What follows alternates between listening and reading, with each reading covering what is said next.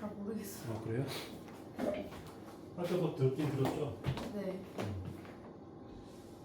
아 왜냐면 여기가 역시 고난도 문제로 내는 학교들은 거의 화학 원에 필적한 난이도로 내거든요. 네. 뭐 몰롱도 같은 특수한 용어들만 안 나올 뿐이지 네. 거의 비슷한 개념으로 문제가 나와요. 그래서 어려운 문제를 연습해야 되는 학교에서는 거의 그런 내용들도 수업을 하긴 해. 네. 근데 이제 또 필요 없으면 굳이 안 해도 되니까, 그치? 네. 그래서 확인하려고. 그럼 오늘 어디까지 나가나요? 상가 여기 끝까지 못 나갈 것 같은데? 1시간 정도밖에 안 남아서? 네. 그래도 선행 안 한 친구가 있으니까 네. 그때는이라도 어느 정도 설명을 해야 되거든요. 일단 산의 종류, 학교에서 산의 종류 혹시 자세하게 얘기했습니까? 아니요. 그러면 여기에 뭐 딱 볼 게 두 개밖에 없죠? 산의 정의. 자, 통합과에서 말하는 산의 정의는 두 가지 조건을 만족해야 되죠. 일단 첫 번째로 무슨 조건을 만족해야 돼요? 그렇지, 물에 녹아야 되죠. 그죠? 물에 녹아야 됩니다. 자, 물에 녹으면 이제 무슨 일이 일어나는 거야? 이 산이라고 하는 물질이 물에 녹아서 이제 이온들이 나눠지게 되는 거지. 네. 바로 이온화가 일어나야 되죠. 그래서 이온화가 안 일어나는 물질들을 우리가 산이나 염기라는 표현으로 구분할 수가 없게 되는 거고, 자 이렇게 이온화가 됐을 때 뭐가 발생을 해야 우리는 산이라고 얘기한다? 그렇죠. 수소 이온이 발생을 해야 우리는 산이라고 얘기할 수 있습니다. 원래 예전 교육 과정이나 혹은 뭐 몇몇 학교들에서는 밑에 나와 있는 몇 가지 특별한 산의 예들을 성질들까지 알려주는 경우들이 많은데, 이런 걸 따로 수업 안 하셨으면 뭐만 기억하면 돼? 좀 특이한 애만 기억하면 좋지. 일단 HCl, 원래 이름은 염화수소지만 이 염화수소를 물에 녹이면 이제 걔를 뭐라 부른다? 그렇죠. 걔를 염산으로 부르는 거고, 얘는 특이해서가 아니라 워낙 자주 나오는 산이니까 기억하고 있어야 되고, 그 다음에 좀 특이한 애가 바로 누구? 바로 아세트산이죠. 그렇죠? SH3COH. 그래서 얘는 이제 식초의 주성분이 있는데, 얘가 이온화가 되면 좀 특이하지? 바로 어디 있는 수소가 튀어나오니까? 제일 뒤에 있는 수소가 튀어나오니까. 자, 나머지를 이렇게 쓰죠. 그래서 우리가 얘를 뭐라 부른다? 아세트산 이온이라고 부르죠. 그 다음에 좀 특이한 애 중에 또 하나는 바로 요 H2CO3인데, 이름은 탄산이죠. 그죠? 근데 이 탄산이 왜 특이하지? 이 탄산은 일단 뭐가 녹아서 만들어지는 거야? 물에? 그렇죠. 이산화탄소가 녹아서 만들어지는 거죠. 근데 얘가 이온화가 잘 안 돼. 그래서 이제 대부분의 책들에서는 얘가 H2CO3라, 제가 또 지금 써놨지만 이렇게 이온화가 된다고 써놓긴 했는데, 실제로는 이것보다는 뭐가 좀 더 잘 일어나는 편이다. 수소가 하나만 이렇게 튀어나오는 게 더 많이 나오는 편이다. 그러면 만들어지는 나머지 이온은 뭐가 만들어져야 돼? 이런 애가 만들어져야 되지? 그래서 밑에 있는 식이 틀린 식이 아니다. 자, 이런 좀 특이한 이온화를 하는 애들이 그나마 좀 강조되고, 그렇죠? 사용되는 편이지. 특히 이 중에서 아세트산은 우리 주변에서 워낙 잘 볼 수 있는 산이거니와 형태가 가장 특이한 산 중에 하나이기 때문에 얘는 문제도 정말 잘 나오는 편이다. 형태를 꼭 암기하고 있어야 되죠. 자, 산의 성질, 산성이라고 부르는 산의 성질. 당연히 산성은 왜 나타난다? 산들의 공통적인 특징인 수소 이온 때문에 나타난다. 산성은 수소 이온 때문에 나타난다. 그래서 신맛이 난다. 엄청 유명한 특성 중에 하나죠. 이것도 신맛이 나고.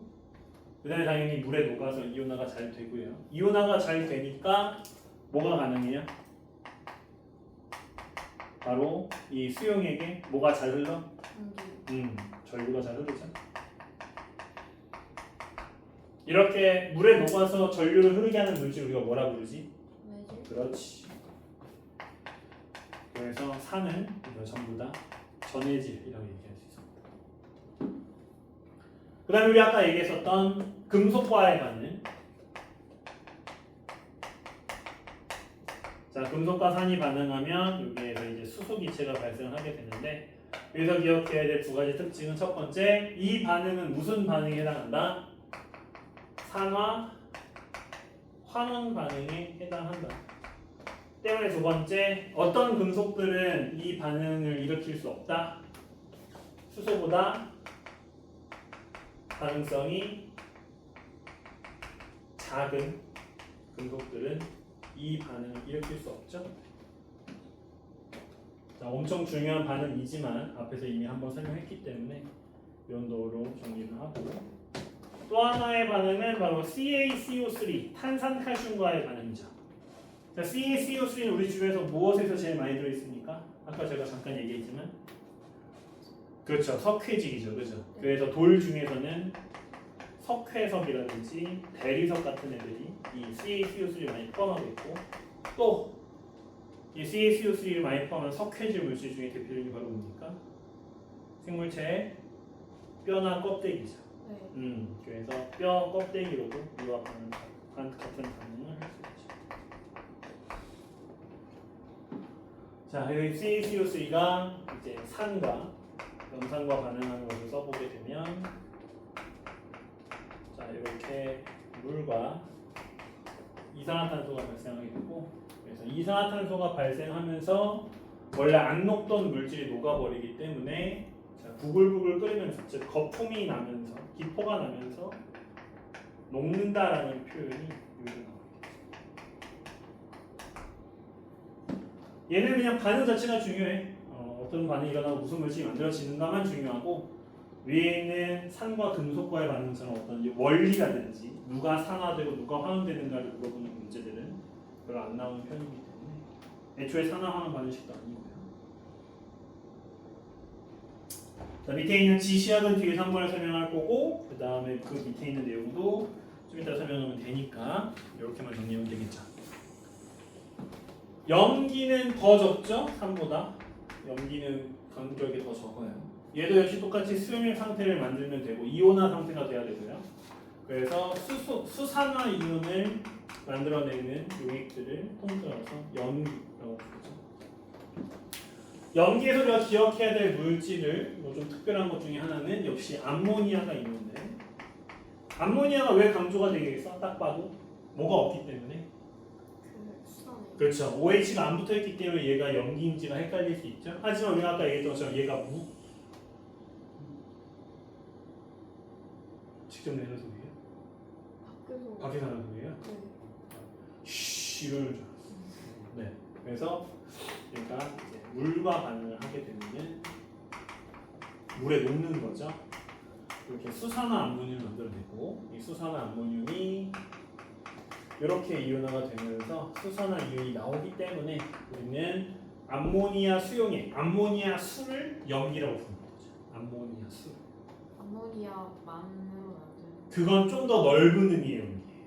아, 왜냐하면 우리는 어떤 경우만 지금 염기로 따지고 있기 때문에, OH. 물에 녹은 상태만 따지고 있기 때문에. 그래서 화학원에서는 이것 자체 그냥 염기로 보지, 그 이유는 좀 더 넓은 의미, 수용액을 안 만들어도 산과 염기로 구분하는 범위로 설명했기 때문에 그런 거고, 우리 지금 물에 녹은 상태만 얘기하고 있기 때문에 여기서 이제 제가 암모니아 써놨지만 사실은 암모니아 수가 좀 더 명확하죠. 암모니아 수. 그죠?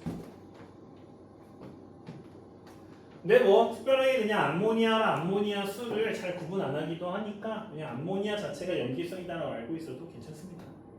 그 다음에 또 하나 좀 특이한 것은 바로 요 NaHCO3죠.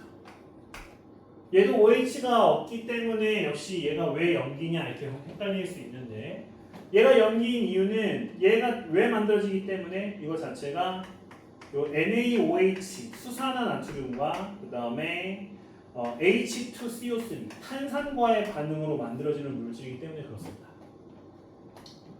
그러면 이게 왜 헷갈리는 애냐면 얘가 우리 뒤에서 다시 한번 얘기하겠지만 얘가 강염기예요. 염기 중에서도 강한 애죠.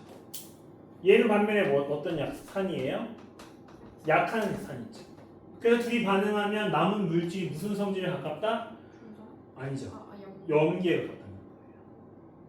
그죠? 다만 이 내용은 통합과학으로 설명할 수 없는 내용이라서 그냥 얘가 염기다까지만 얘기하면 돼요. 이러면 탄산수소 나트륨인데 얘가 이제 우리 주변에서는 뭐로 더 많이 쓰이고 있기 때문에 바로 베이킹 파우더로 많이 쓰이고 있죠? 그죠? 베이킹 파우더.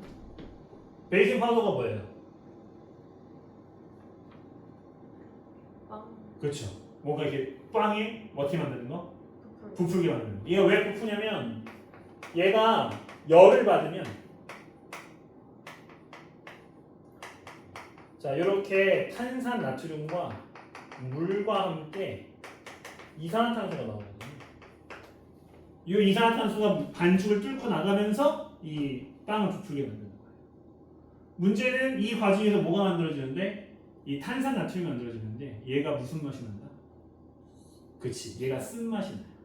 애초에 염기성 자체가 쓴맛이 나지. 네. 그래서 이 베이킹 파우더를 너무 많이 넣으면 부풀기만 하고 쓴 빵이 돼버리기 때문에 사실은 잘 안 쓰죠. 베이킹 파우더 잘 안 씁니다. 주로 뭘 써요? 효모, 이스트, 미생물을 좀 더 많이 쓰는 편이죠. 왜냐면 걔네들은 이런 쓴 물질을 안 만들어도 부풀게 만들 수 있으니까. 다만 대량 생산하는 빵이라든지 이런 반죽을 할 시간이 없는 빵들 같은 경우에는 얘를 써가지고 빠르게 부풀게 만들어요.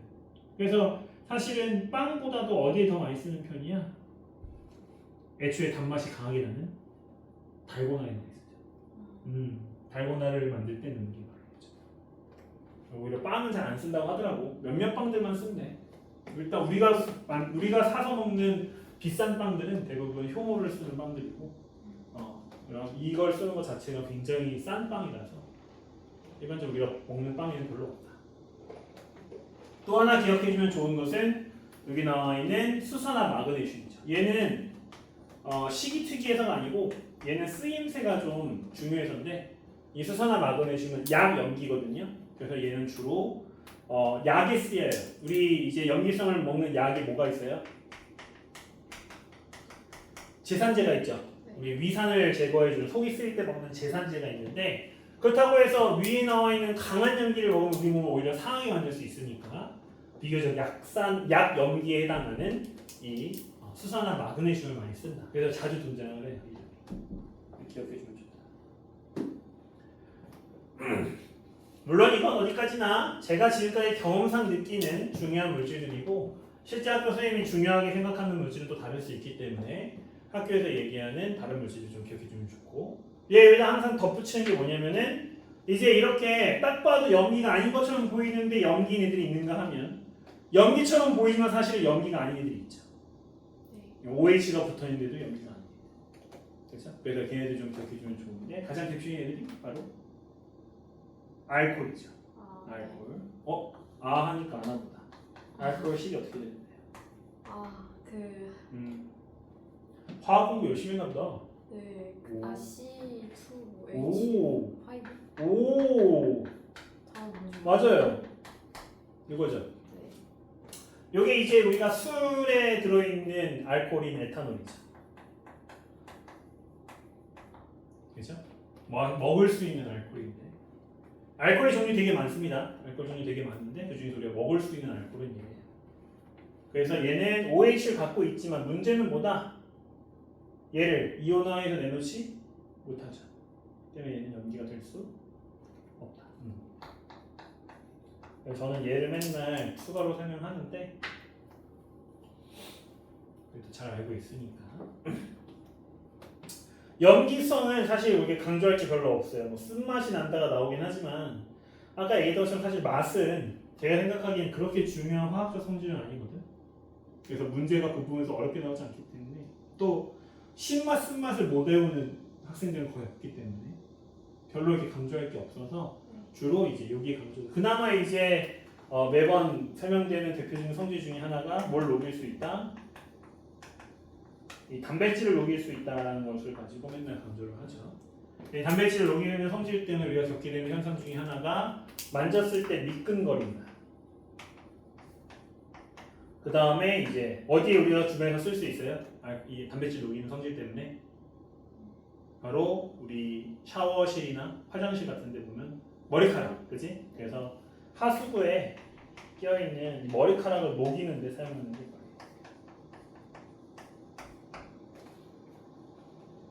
요 정도? 이 정도만 암기하면 충분하다. 알코올 단백질을 넣는 거예요.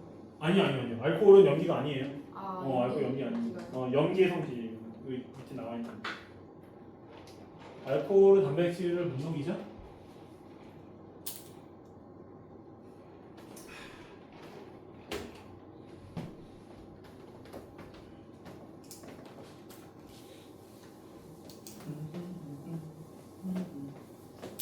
에탄올 화학식 기억하는 친구는 오랜만이네. 제가 통합과학 수업하면서 그 선행한 친구들 정말 많이 만났지만 네. 사실 다들 몸살만 피우고 뭐 했지만 기억이 안 나요. 했는데 하나도 몰라요. 뭐 이런 말들만 하고 맨날. 그래서 항상 제로부터 시작했는데 네. 그래도 선행에서 배우는 물질 이름을 기억하는 친구는 정말 오랜만이네. 좋습니다. 좋은 거야. 네. 진짜 만나기 힘들어. 다들 선행은 하는데 맨날 선행할 때 뭐 하는지 기억을 맨날 못해. 자, 그 다음은 학교에서 강산, 강염기, 약산, 약염기 설명했어요? 대충 뭔지만. 통합과학에서 이 파트는 그렇게 중요하게 이어지지 않아요, 그죠? 네. 우리 화학 원에서야 뭐 이온화 돈이 어쩌니 하면서 설명을 하지만 우리 여기서 이제 뭐만 기억하면 돼? 바로 모형에서 뭐가 이온화 상태고 뭐가 이온화가 안 된 상태인지만 기억하면 되죠? 네. 일반적으로 이렇게 모양이 다른 두 개의 입자로 양이온과 음이온을 표현하게 되는데 이 두 개의 물질이 붙어있는 상태를 무슨 상태? 분자 상태, 이온화가 안 된 상태. 그 다음에 이 둘이 떨어져 있는 상태를 이온화 상태라고 부르게 되는 거죠. 그래서 녹인 물질들 중에 이온화된 애들이 많으면 강산, 강염기라고 부르는 거고 이온화된 애가 적으면 약산, 애염기라고 부르는데 딱 여기까지만 나와요, 통합과학에서. 그래서 모양만 보고 이 모형에서 누가 더 강산이야, 누가 더 약산이야 이렇게만 구분해 줄 수 있으면 되는 문제들이 일반적으로 출제가 돼서 그렇게 어렵지는 않습니다. 실제로 밑에 나와 있는 것처럼 얘 대표적인 강산, 강염기의 얘나 약산, 애염기의 얘를 물어보는 문제도 안 나오기 때문에 여기 정도는 여기까지. 여기는 실제로 어렵게 문제를 내가지고 진짜 손에 꼽게 듭니다. 그렇죠? 네. 뒤쪽에 보시면 38쪽과 39쪽에 역시 관련된 문제들이 쭉 있는데 일단 산의 분류와 산과 염기의 성질은 뭐 암기에서 풀어야 되는 문제니까 이거는 앞에 있는 프린트나 학교 수업 내용들 토대로 보면 되고요. 그 다음에 옆에 있는 39쪽에 23번, 24번과 같은 이 강산, 강염기, 산과 염기의 세기와 관련된 문제는 방금 얘기했던 것처럼 분자 상태와 이온화 상태를 구분할 수 있는지 정도만 확인하면 되는 문제들이 출제가 되죠. 그래서 이것만 할 수 있으면 아마 어렵지 않게 풀 수 있지 않을까 생각이 듭니다.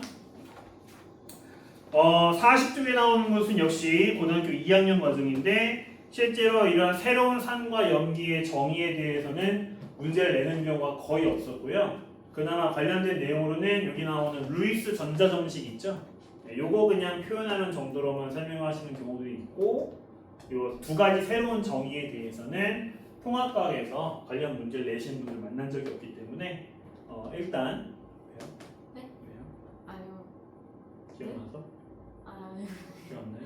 아니 그냥 모르겠어요. 잘 모르겠어요? 네. 이거 화학 1에 나오는 내용이에요. 네. 근데 화학 1에서도 그렇게 열심히 안 배우고 네. 그렇지? 화학 1에서도 그렇게 열심히 안 배우고 문제도 별로 없고 통합과학에서는 문제를 어렵게 내는 학교도 잘 안 건드는 파트라서 네. 신경 안 써도 된다. 자, 42쪽으로 넘어가게 되면은 이제 산과 염기의 분류. 그래서 이제 두 가지 분류법이 나오죠. 첫 번째는 역시 지시학이지. 지시학 다 외웠지? 네. 여기 지금 수업 안 듣고 있는 친구들도 이 영상을 보게 되면 지시학을 꼭 외워줘야 되죠. 색깔들을 꼭 외워줘야 되고 한 가지만 좀 주의해주면 좋겠는데 학교에서 이제 수업했으니까 혹시 지시학의 사용 방법 제대로 된 사용 방법 혹시 얘기했어요? PH 범위 얘기 안 했어요? 사실 지시학은 아무거나 막 사용하면 안 돼요. 그죠? 대표적으로 특정 성질을 확인할 때 쓰는 지시학이 정해져 있죠. 우리가 잘 알고 있는 이 페롭탈레인 용액 주로 어떨 때 사용합니까?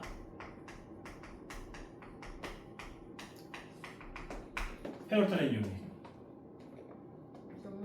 그렇죠. 얘는 산성에서 색깔 변화가 없어. 네. 색깔 변화가 없는데 얘를 산성 물질 구분해서 쓸 수 없는 거잖아. 그래서 얘는 염기성 물질인지를 확인하는 데 사용을 해요.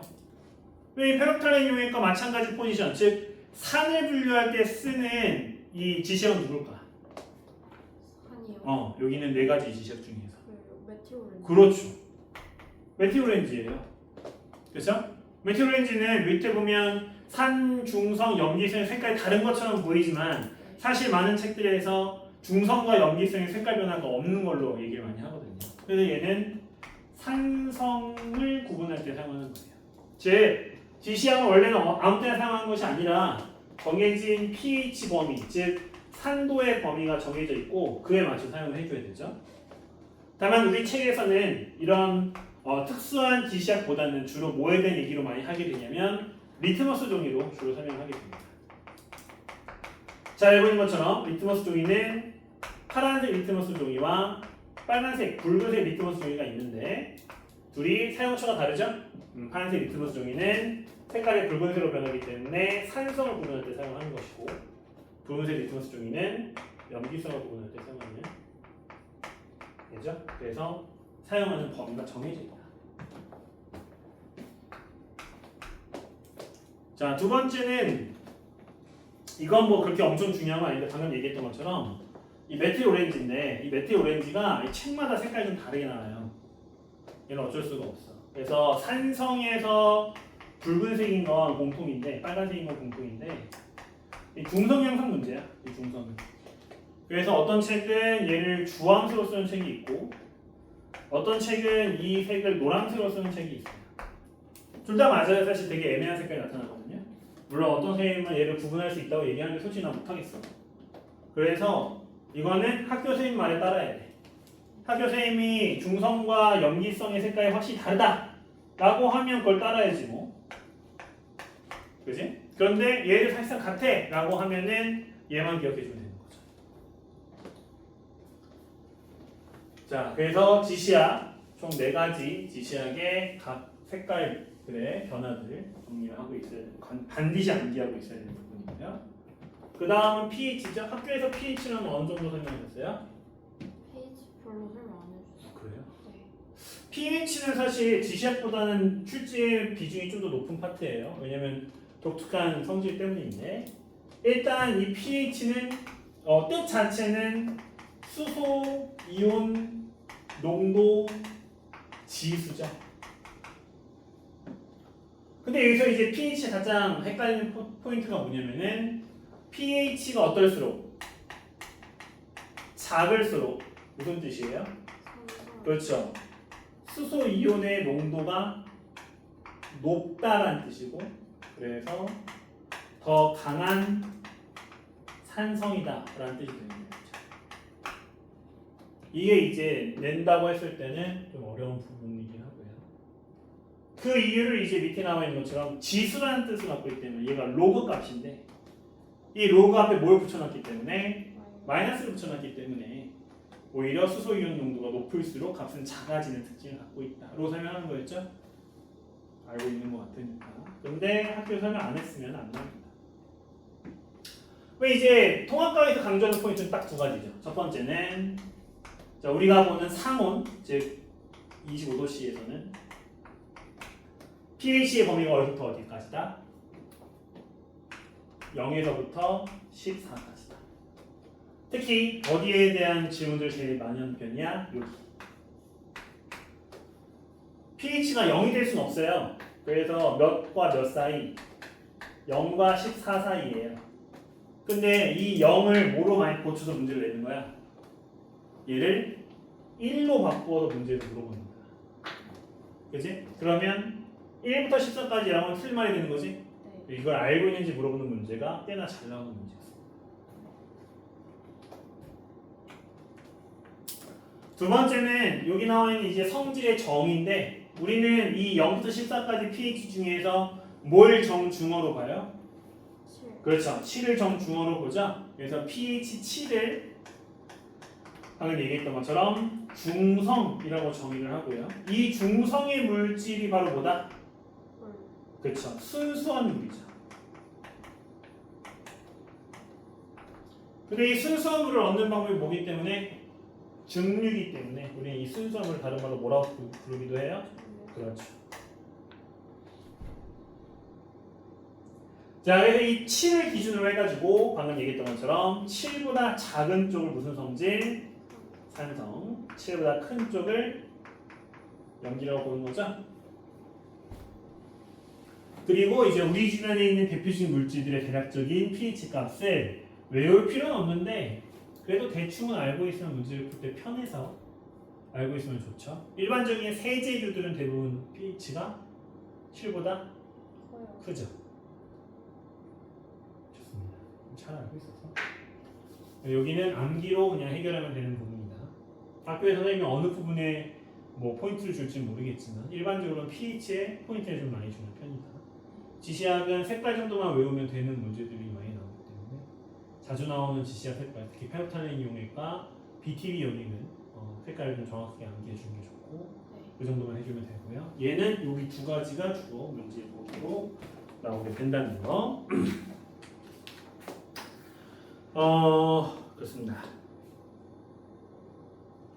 제가 여기에서 항상 강조하는 포인트 실험이 하나가 있는데요. 바로 45쪽에 나와 있는 29번 실험이에요.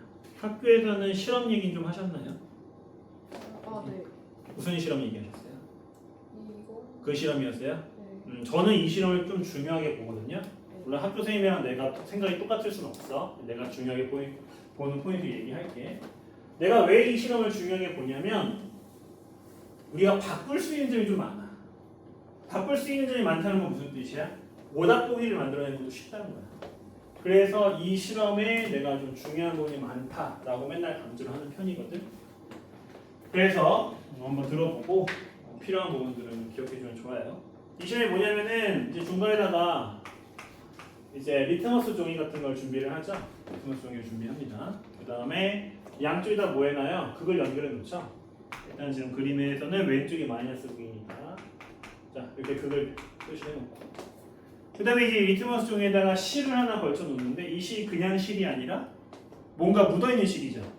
그래서 여기다가 이제 산이나 염기를 묻혀 놓습니다. 이 문제에서는 지금 뭘 묻혀놨냐면은 그냥 A 수용에 묻혀놨어요. 그죠? 그러면 이제 여기서 이제 첫 번째 포인트가 나오죠. 자, 실에 묻힌 용액과 그 다음에 그 밑에 나와 있는 이 리트머스 종이의 관계가 나오죠. 우리는 이 실험으로 뭘 확인하고 싶냐면 산성 또는 염기성의 성질을 확인하고 싶은 거야. 당연히 밑에 있는 리트머스 종이는 그 물질을 감지할 수 있어야 되는 거지, 그지? 지시하기 역할을 해줄 수 있어야 돼. 즉 여기 묻혀 있는 용액에 따라서 뭐가 달라진다? 리트머스 종이의 그렇죠, 색깔이 달라져야 되는 거죠. 지금 문제에서는 리트머스 종이 색깔이 붉은색으로 나와 있어. 그러면 붉은색은 푸른색으로 변하는 성질을 갖고 있어야 되니까 뭘 우리가 감지할 때 사용하는 거야? 즉 여기 묻힌 용액이 무슨 성질을 갖고 있어야 돼? 염기성을 갖고 있어야 되죠. 그리고 내가 만약 여기다 산성을 사용했다면 푸른색 리트머스 종이를 사용해줘야 되겠죠. 자 이렇게 종이와 리트머스 종이와 용액과의 관계를 가지고 한 문제를 낼 수 있고 두 번째는 여기 있는 리트머스 종이는 결국 지시약이니까 이 리트머스 종이를 대체할 수 있는 다른 지시약을 얘기해 줄 수 있겠죠. 네. 그래서 이 리트머스 종이를 대체하는 방법을 물어볼 수 있어요. 그러면 아까 얘기했던 것처럼 산을 위주로 산이라는 걸 우리가 알고 있는 상태에서 얘를 분류하고 싶다라고 하면 뭐 해주면 됩니까? 뭘 이용해 주면 됩니까? 메틸오렌지. 예, 그다음에 염기성을 구분하고 싶으면 페노탈렌 용액. 그다음에 종류가 뭔지 모르겠어. 근데 어쨌든 산이나 염기인 건 알아. 그러면 이제 크게 전부 다 볼 수 있는 BTB를 가지고 되는 거죠. 그렇죠. 이런 식으로 실험 목적에 맞춰서 리트머스 종이를 어떤 지시하고 대처할 수 있는가. 자, 세 번째. 이 실험에 보면 항상 뭐가 나오냐면 이 질산칼륨 수용이라는 애가 나옵니다. 물론 다른 물질들이 나올 때가 있지만 주로 이 질산칼륨 수용이 나오죠. 얘는 왜 나오는 거죠? 이 질산칼륨 수용액?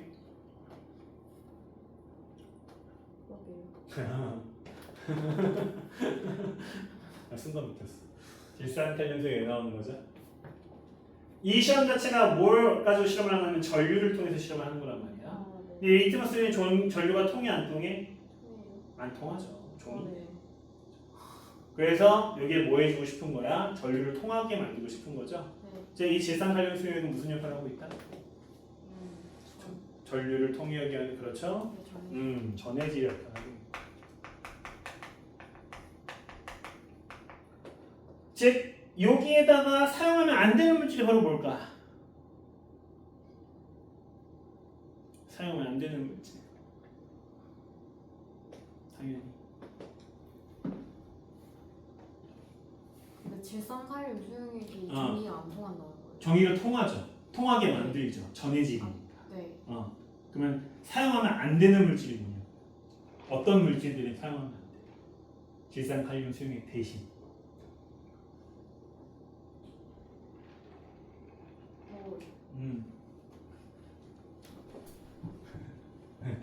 전해질이 아닌 걸로. 그렇죠. 네. 그죠? 전해질이 안 되는 거. 이온화 물질이 안 되는 이온화가 아닌 애들, 그죠? 네. 대표적으로 우리가 알고 있는 그 이온화가 안 되는 물질 중에서 설탕 같은 애들. 아, 네. 그죠? 우리 앞에 통합과학 원에서 설탕은 이온화가 안 됩니다. 배웠잖아요, 그죠? 네. 뭐 이런 것들이 가장 대표적인 예라고. 아, 네. 그래서 물론 이렇게 구체적인 전해질 물질에 대해서 물어보진 않겠지만 역할 정도는 기억을 하고 있어야 되죠. 자, 그 다음에 이제 여기서 우리가 이 실험을 왜 보는 거냐면 이 실험의 목적은 이제 우리가 양쪽에 이제 전기를 가해줬으니까 이제 여기 무슨 일이 일어나? 이온들이 이동을 하죠. 그렇죠. 그래서 이제 우리는 뭘 판단해 줄 수 있어야 되냐면 요 마이너스 극으로 끌려가는 이온들과 플러스 극으로 끌려가는 이온들을 설명해 줄 수 있어야 돼요. 당연히 마이너스로 끌려가는 이온들은 어떤 이온들입니까? 그렇죠. 양이온이 끌려가는 것이고 플러스 극으로는 이온이 끌려가는 거죠. 그러면 내가 이 질산칼륨 수액을 사용한 이 실험에서는 무조건 이제 뭐가 포함이 되어 있어? 그렇죠. 무슨 이온이? 칼륨 이온과 그 다음에 질산 이온이 이렇게 포함이 되어 있는 거예요. 얘들은 무조건 포함이 되어 있는 거고 이제 여기에다가 내가 이 실험에 사용한 물질에 따라서 이동하는 물질이 나타나는 거죠. 그래서 내가 만약 이 실험에 산을 사용했다. 그러면은 여기에 무조건 뭐가 포함되는 거고 그렇죠. 수소 이온이 포함이 되는 거고 대신 음이온은 모르고 물질에 따라 다르겠죠. 그 다음에 염기를 사용하면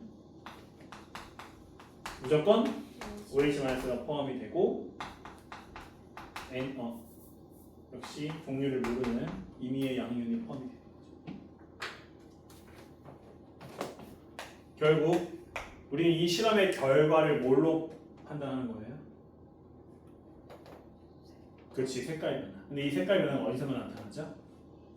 양쪽에서 다 일어나는 게 아니라 한쪽에서만 일어나죠. 그래서 내가 산을 사용하면 어느 극에서만 일어나기 때문에 마이너스 극주만 일어나기 때문에 어떤 결론을 낼 수 있다? 이 실험 결과의 결론이 뭐다? 산을 사용하면 마이너스 극 쪽의 색깔만 변해. 플러스 극 쪽 색깔이 안 변해. 그러면 이걸 통해서 우리가 얻을 수 있는 결론이 뭐야? 이 실험의 결론이 뭐야?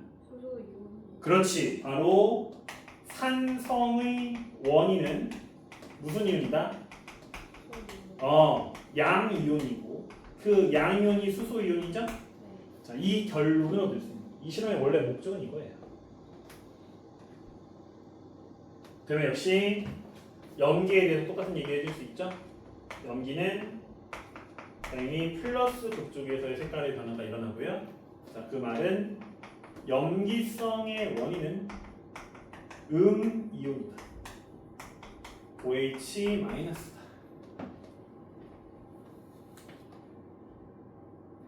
자, 그래서 이렇게 이 실험 과정, 실험 장치에 관련된 내용들이 꽤나 많이 존재하기 때문에 이걸 가지고 변형을 통해 낼 수 있는 경우의 수가 굉장히 많아지고 그래서 저는 개인적으로는 좋은 시험 문제의 소재가 아닌가 생각이 들어요.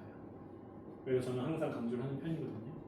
이제 이걸 가지고 약간 변형한 형태의 실험도 존재하고 다양하게 우리에게 물어볼 수 있기 때문에 제가 여기서 나왔었던 제일 뭐랄까요? 애들이 제일 많이 틀렸던 문제는 이제 염기에다가 KOH를 사용을 하고 그다음에 KNO3 그러니까 질산칼륨을 사용해서 실험을 하는 경우죠. 그다음에 이제 한 니은 보기쯤에 뭐가 있었냐면 플러스 마이너스 극으로 이동하는 이온의 종류는 두 종류다 이렇게 이제 질문하는 거죠. 그러면 틀린 보기죠. 왜냐면 얘 둘 다 양이온을 누구로 갖고 있기 때문에 K 플러스로 갖고 있기 때문에 양이온은 한 종류밖에 없죠. 뭐 이런 식의 문제들을 가지고 이 실험 관련된 문제를 만들었어요. 한 가지 예예요. 그래서 이런 포인트들이 있으니까 이런 것들이 변형될 수 있다라는 부분을 신경 쓰면서 이 실험을 보시면 좋을 것 같아요. 제가 여기 앞에 있는 문제를 똑같이 넣은 건데 왜 여기다 또 한 번 넣은 거냐면 밑에다가 이걸 넣은 이유는 이제 지시약의 종류가 왜 결정되는지에 대해서 물어보려고 이제 낸 거예요. 아까 얘기했던 것처럼 내가 산을 사용했느냐, 염기를 사용했느냐에 따라서 사용하는 지시를 달라져야 돼요.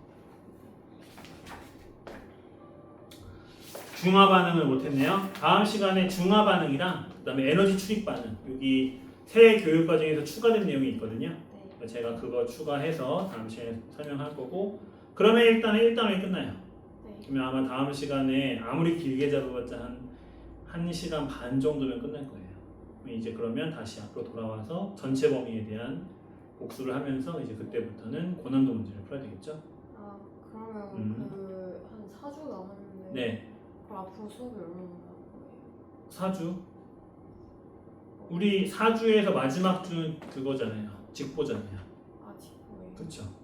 그래서 다음 주 하면은 네. 다음 주가 9월 첫째 주인가? 네. 8월 마지막 날인가? 네 다음 주. 그죠? 그러면 그렇게 하면은 9월 달에 정규가 한 3번 정도 남을걸요? 아. 정규 3번에 직보 한 번. 직보는 그냥 시험 전날 총정리하는 거고요. 네. 그러면 나머지 3번은 방금 얘기했던 것처럼 네. 앞에 있는 내용의 고난도 파트를 본다든지 아. 이런 식으로 하겠죠? 네. 그렇습니다. 범위가 작기도 하고 네. 사실 화학에 정말 어려운 것들은 제가 건드리기가 좀 힘들기 때문에 약간 제한적으로 건들다 보니까 하는 내용이 좀 적어 보이긴 하는데 또 막상 그 고난도 통합과 문제 풀어보면 네. 만만치 않을 거라서 거기 같이 보면서 뭐 추가적인 내용들 추가하는 거죠. 네, 학교 수업에 맞춰서. 그래서 개념은 사실 별거 없고 선행이 지금 통합과학이 아니라 물화생지로 돼 있다고 했으니까 네.